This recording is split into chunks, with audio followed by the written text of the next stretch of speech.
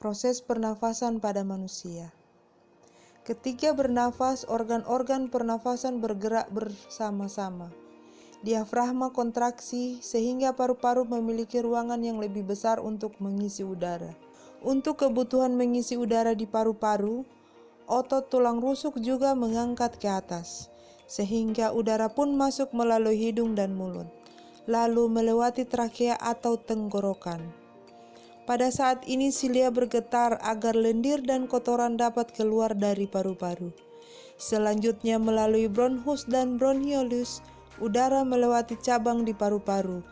Pada saat membuang nafas, sebagian besar dari organ-organ tersebut bekerja dengan cara kebalikannya. Sistem pernafasan pada manusia memang tampak sederhana, namun di dalamnya terdapat organ-organ yang penting. Dalam sekali tarikan nafas saja, organ-organ tersebut perlu menjalankan serangkaian proses yang rumit dan saling bekerja sama untuk mendapatkan oksigen bagi kelangsungan seluruh sistem dalam tubuh. Adapun organ-organ sistem pernafasan pada manusia yaitu sistem pernafasan bagian atas dan bagian bawah. Untuk sistem pernafasan bagian atas terdiri dari yang pertama, hidung. Di dalam rongga hidung terdapat selaput lendir yang lengket yang melapisi rongga hidung. Fungsi dari selaput lendir ini adalah untuk menjebak partikel debu-debu atau kotoran yang masuk ke hidung. Di dalam rongga terdapat bulu-bulu halus yang disebut dengan silia, yang berguna untuk menghambat dan membuang partikel debu atau kotoran yang masuk keluar dari hidung dengan cara melalui bersin. Yang kedua, sinus. Sinus merupakan ruangan atau rongga yang berisi udara dan terdapat pada bagian tengkorak, baik di sekitar wajah, belakang tulang pipi, hidung, dan dahi. Rongga ini berhubungan dengan hidung. Yang ketiga, laring. Laring berperan ganda, yaitu dalam hal pernafasan sekaligus dalam membantu berbicara. Kemudian faring. Organ ini dilewati oleh makanan dan minuman saat proses menuju saluran pencernaan selanjutnya. Selain itu, faring juga berperan untuk kemampuan dalam berbicara.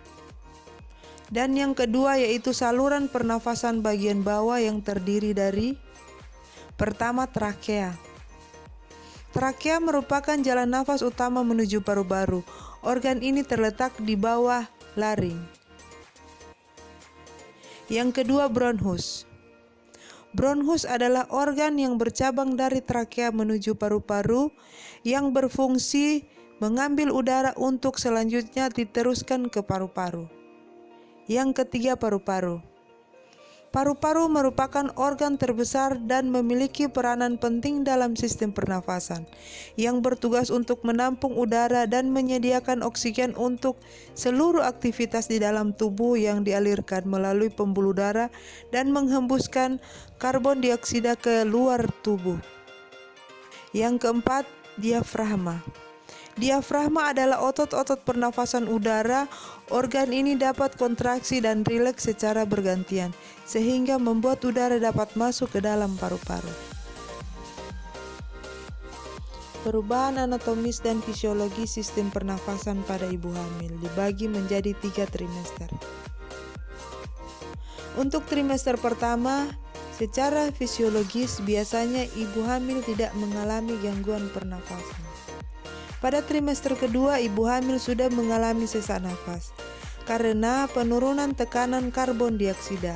Kejadian tersebut dipengaruhi oleh peningkatan hormon progesteron. Pada trimester ketiga terjadi perubahan hormon yang mempengaruhi aliran darah ke paru-paru, yang mengakibatkan ibu hamil merasa susah bernafas. Ini didukung oleh adanya tekanan rahim yang membesar yang dapat menekan diafragma. Akibat pembesaran uterus, diafragma terdorong ke atas sekitar 4 cm. Tulang iga bergeser ke atas. Bentuk dada berubah karena setiap diameter anterior, posterior, dan transversal bertambah sekitar 2 cm, yang mengakibatkan ekspansi lingkar dada hingga 5-7 cm. Iga bagian bawah melebar. akibat terdorong diafragma ke atas. Kapasitas paru total menurun 5%, sehingga ibu hamil merasa susah bernafas. Ekspansi rongga iga menyebabkan volume tidal meningkat hingga cukup bulan.